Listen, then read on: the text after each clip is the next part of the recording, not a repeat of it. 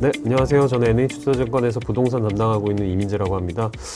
오늘은 이제 저희가 부동산 관련된 이야기를 좀 드리려고 하고요. 이제 제목에서도 보셨지만, 사실 아직은 예측할 수 없는 부분들이 좀 많다라고 생각이 됩니다. 그래서 이제 그동안의 상반기 동안의 변화들, 그다음에 하반기 때 어떤 주요 변화들을 좀 말씀을 드리려고 합니다.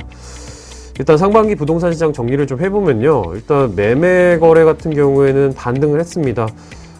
서울 기준으로 봤을 때 월 1000여 건 이하까지도 빠졌던 부동산 거래 같은 경우에는 5월에 3000건, 그 다음에 7월 같은 경우에 4000건 이상까지 올라오게 되면서 물론 증감률은 당연히 떨어지지만 거래량 자체는 늘어나는 모습들을 보이고 있고요. 이제 왜 그런가 이제 보면은 금매가 좀 빠르게 소화가 됐던 게 가장 컸던 것 같습니다. 그래서 금매가 소화된 부분들, 그 다음에 정책 자금 효과들이 분명히 있었습니다. 뭐 아시다시피 보금자리론 같은 것들이 정부에서 적극적으로 이제 나오면서 이제 이런 것들의 효과들이 상반기 매매 시장의 거래량을 끌었던 요인이라고 보고 있고요. 근데 이제 문제가 되는 부분들이 뭐냐고 보면은 결국은 가격입니다. 그러니까 이게 거래량이 늘고 하다 보니까 다시 가격이 올라왔고, 가격이 올라오니까 PIR 지표라고 하죠. 인컴 대비했을 때 부동산의 가격, 그러니까 저희 소득 대비 가격을 얘기하는 지표인데, 보시다시피 역대 최고 수준까지 올라와 있는 상태입니다. 그리고 거래가 많이 되다 보니까 매물이 쌓이는, 그러니까 그동안 부동산을 못 팔았던 분들이 다시 부동산을 파는 모습들이 나오면서 매물들이 쌓이기 시작했고요. 물론 이러면서 전세가 매물로 돌아섰던 것도 분명히 있었습니다. 그래서 매물이 쌓이고 있다라는 것들은 이제 좀 매매 시장에서의 부정적인 모습이라고 보고 있고요.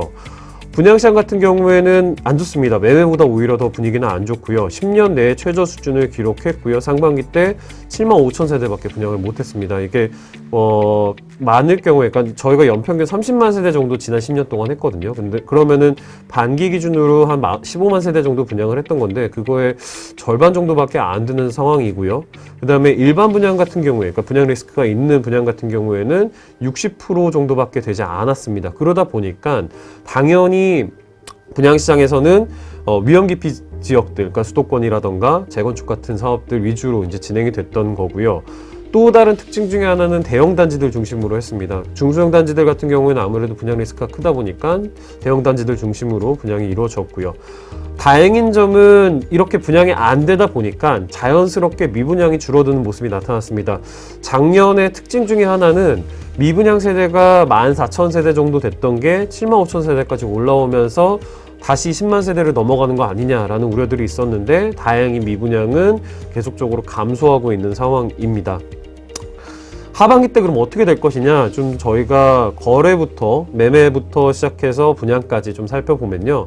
일단 매매 거래 같은 경우에는 거래 절벽은 해소될 걸로 보고 있습니다. 그래서 저희가 이제 보는 걸로는 회복되는 부동산 시장의 어떤 분위기 같은 것들을 감안했을 때 당분간은 현재 수준의 거래량을 유지할 가능성이 높다고 보고 있는데, 문제는 아까 보셨던 것처럼 가격이 일단 비싸고요. 그 다음에 금리가 계속 오르고 있습니다. 그래서 고금리로 인한 부담 등이 있고요. 그 다음에 대외 변수들이 여전히 좀 있습니다. 뭐 중국발 리스크라던가 이런 부분들이 있기 때문에 과거 뭐 8,000세대, 9,000세대까지 9,000건까지 거래가 늘어났던 그 정도로 서울에서의 그 거래량 회복이 나타나기는 좀 쉽지 않을 거다라고 보고 있고요.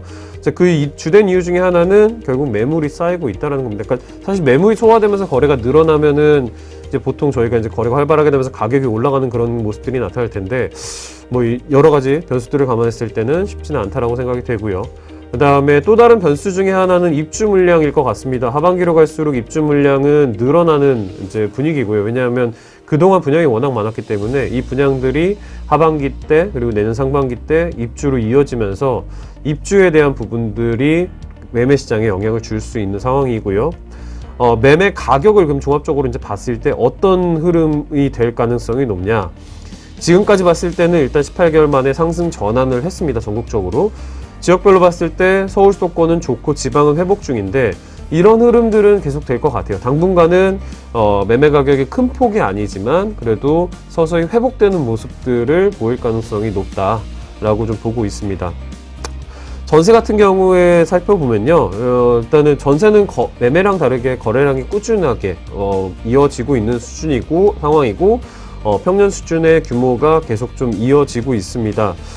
서울도 마찬가지고요. 다만 전세가율이 좀 많이 빠진 상황이거든요. 그래서 과거에 최저점이 이제 2008년도에 35%까지 빠졌었는데 지금 47% 정도까지 떨어지게 되면서 이제 갭 투자가 떨어지는 모습을 저희가 오른쪽 그림에서 좀 볼 수가 있죠. 이제 그런 상황이고요. 전반적으로 가격은 매매랑 비슷한 흐름을 보일 텐데 매매보다는 금리 영향을 조금 더 많이 받기 때문에 그리고 이제 그런 부분들에서는 상승에는 좀 제한이 있긴 하겠습니다만 이게 전세가 또 매물로 전환되면서 최근에 공급이 좀 많이 줄었거든요. 그래서 이런 공급 감소된 부분들이 결과적으로는 전세 가격의 방향성 자체는 매매랑 비슷한 흐름으로 갈 가능성이 높지 않을까라고 보고 있습니다. 이제 마지막으로 분양을 좀 살펴보면요. 아까도 말씀드렸지만 상반기 때 분양 저조했고요. 하반기 때 남은 분양을 다 채워야 건설사들이 목표로 하는 올해 25만 세대 분양이 가능합니다. 근데 문제는 뭐냐면 남은 4개월 동안 거의 14만 세대 가까운 분양을 해야 되거든요. 이러면은 부동산 호황기 때랑 거의 비슷한 수준이기 때문에 쉽지는 않다라고 생각을 합니다. 그래서 전체적으로 올해 분양이 25만 세대를 넘을 가능성은 낮고요. 그러면 왼쪽 그림에 보시는 것처럼 2011년부터 15년 사이에 사실 부동산 시장이 안 좋았을 때의 분양 수준까지 떨어지게 되는 모습들이 나타날 거고요.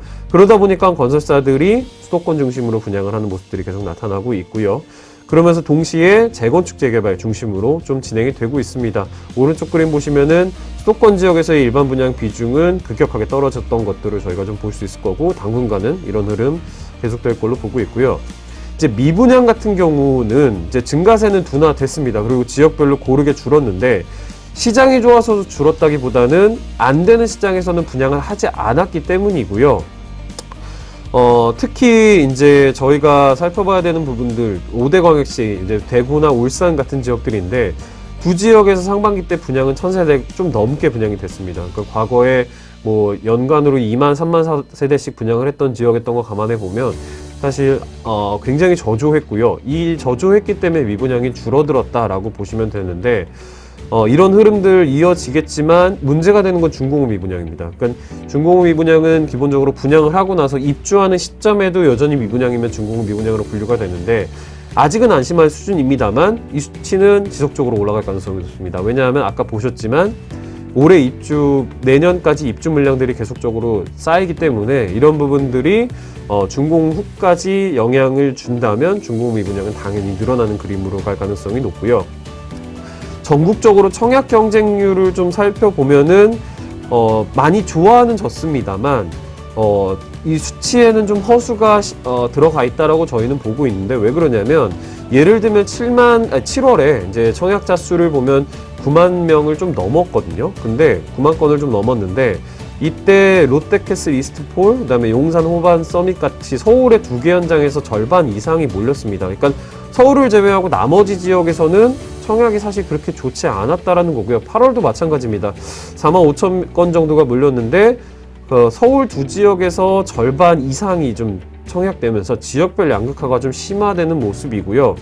저희가 이제 미분양과는 따로 미청약 비율이라는 거를 저희가 집계를 해서 보는데 보면은 작년 하반기 올해 상반기까지 최고치를 찍다가 2분기 지나면서 개선되는 모습들이 있었는데 다시 조금 올라가는 그림들이 나오고 있거든요. 그래서 전체적으로 개선되고 있다라고 보기는 좀 어렵지 않나라고 생각을 합니다. 그래서 하반기 분양은 예정된 물량이 많고 많다는 얘기는 지방 쪽 비중이 높아진다라는 거고 상반기에 이어서 역시나 재건축 재개발 중심으로 운영이 될 가능성이 높습니다. 그래서 저희가 이제 좀 주목해야 되는 지역들은 대구, 대전, 울산인데 다행히 어젠가 뉴스에서 대전 쪽 분양은 좀 괜찮았거든요. 그러니까 일부 지역들에 한해서 조금씩 낮아지는 모습들은 있습니다만 여전히 저희가 대구, 울산은 분양이 없었기 때문에 분양 나오는 것들을 좀 봐야 될 것 같고요.